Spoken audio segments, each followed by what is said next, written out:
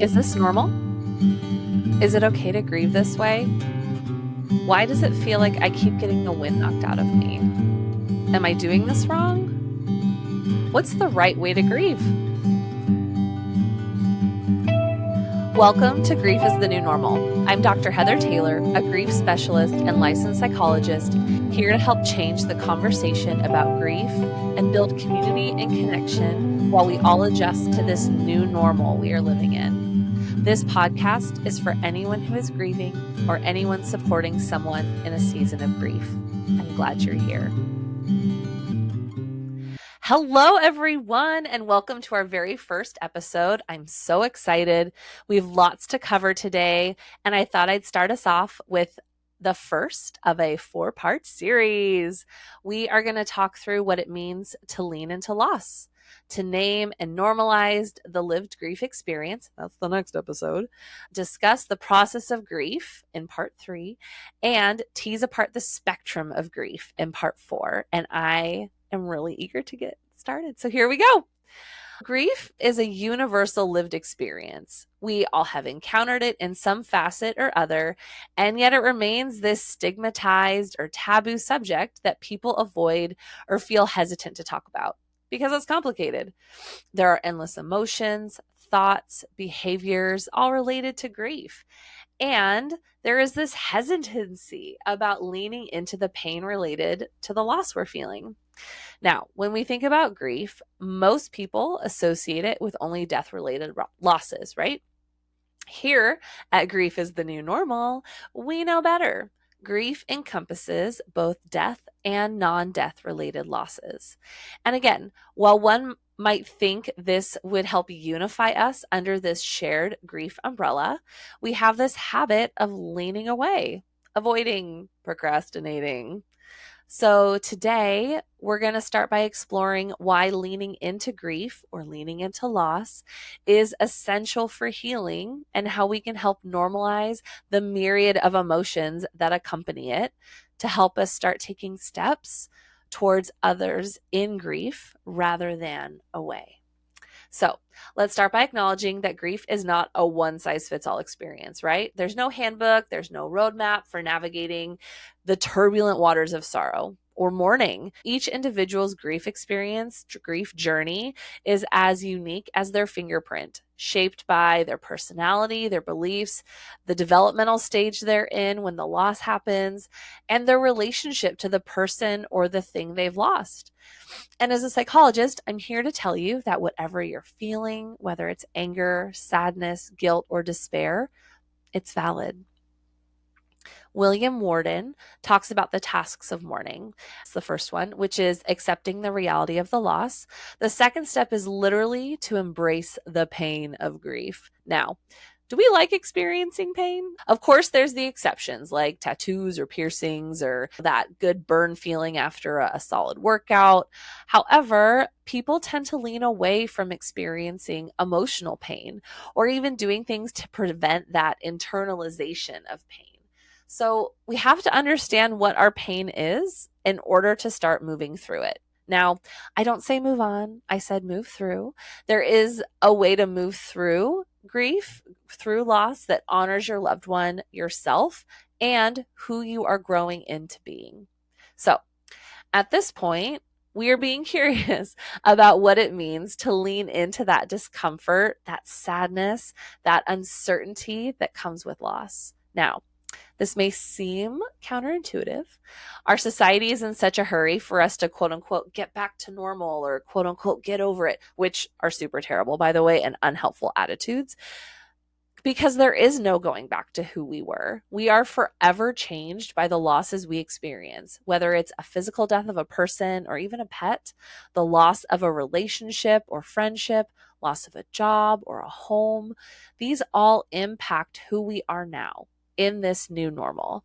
And it's important as a society to be better educated about these concepts so we aren't waiting for someone to quote unquote snap back to who they quote unquote used to be, because that person doesn't exist anymore. They are forever changed. And expecting people to go back can lead to unmet expectations, disappointment, frustration, confusion, and really challenge a relationship's survival, right? Remembering that people change, grow, evolve is important. And we take these losses and integrate them into who we're going to be moving forward. So, yes, there can even be grief about who I thought I would be, who my partner thought I would be. And now we have to grieve that because the trajectory has been altered. Experiencing a loss when you're engaged to someone and they'd always been presenting one way, right? And then this huge loss happens and it shifts who they are, their sense of being, sense of self, sense of attachment. And so having the expectation that they're still going to be who you thought they were isn't fair because they've had this major thing impact them.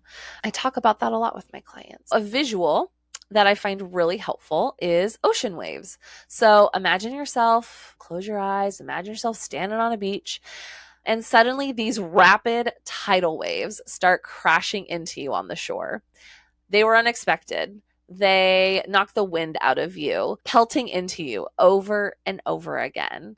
This happens for a while in early seasons of loss. The waves keep coming with force, with elevated emotional responses. So here's the secret: the waves never stop coming. I'm going to repeat that because that's really important. The waves never stop coming. The waves represent the attachment you had to that person or thing over time. It's like you're able to take some steps backwards, right? You're able to go back up on shore a bit more. The waves still touch you, you feel their impact, and yet there's a softening to it. It's not as intense as in the beginning, and there can be longer stretches of time between the waves. And while they might be quieter in their delivery over time, there can be seasons where their acuity increases again. This can happen with compounding loss, which we'll get into in another episode. It's also important to note that learning how to lean into the loss, leaning into the waves as they come, helps build strength and resiliency. Clinically, this is called post traumatic growth. And this strength helps us withstand the waves, so they start to knock the wind out of us less and less over time. We're able to do more adulting things we need to do without feeling like we're walking through sludge. You know that feeling when you're standing on a beach and the waves wash over your feet and you sink in the sand? It can take time and effort to get our feet unstuck and able to move again. So, another way of imagining that is almost like, so you've got these big waves crashing, right? And it's all in a line. So taking the two ends of that string of waves and pulling it, lengthening it. So the waves keep coming, but they're not big. They're softer. I have a handout that's really helpful, so I'll make sure to upload that for people that are listening to this episode for kind of a little take-home resource. Now, with the waves visual, of course, there's exceptions. This is not an all-inclusive visual, and I still find that it can be helpful in validating someone's experience with grief and that stuckness and feeling like stuff just keeps coming and knocking the wind out of you. So, how do we lean into loss? How do we embrace the pain rather than pushing it away? It starts with self-compassion. It starts with giving ourselves permission to grieve unapologetically and without judgment. It starts with surrounding ourselves with supportive friends, family, or even a therapist who can hold space for our pain and bear witness to our sorrow. And this is actually where I find grief support groups such a valuable tool. It's being in community with other people. You get the chance to share about your experience, your loss, your person, and how you are coping while hearing about how others are coping with their loss. So you're able to get ideas about things that might align with you or might feel good for you in this season of pain. I think it can be really powerful and validating to connect and build community around your unique loss experience with other people going through similar seasons. Another important factor is, how do we care for ourselves while we're stuck in this, we'll call it the wave stage? And we can do that by practicing that self-compassion we talked about, seeking safe support people. So those people that you can just sit on a couch and watch a comfort show with, or that they're energy givers, not just takers. There's that mutual exchange. The ones that are going to show up for you, regardless if you've showered today or 7 days ago, those safe support people who you can text in the middle of the night and just say, I am not okay. Taking time to reflect, meditate, have creative outlets. Granted, creative outlets are definitely impacted by where we're at in our grief process. In those early weeks, months, like you can have a lot of brain fog. You can feel really stagnant and stuck and not able to tap into those creative outlets that you would typically be spending time in bigger social gatherings. Our social battery is going to be running a little lower. We might not have the capacity that we used to in those early months of loss. And the last thing is like being able to find ways to honor the memory of our loved one, whether that's through starting new traditions, creating rituals, talking to them as though they're right next to you, whatever, again, feels in alignment with what's bringing you comfort in that moment. This feels like a good space to land for this first episode to start to wrap things up. So, historically, grief has been associated with this big final goodbye, right? Closing that door. In the last 10 to 15 years or so, discussions are shifting about how that's actually not helpful. Shocker, spoiler alert. Robert Niemeyer gave a training I attended like 10 years ago and discussed this concept of learning how to say hello again in a new way. And I love this idea. It honors the emotional attachment we feel to this person who's no longer physically here.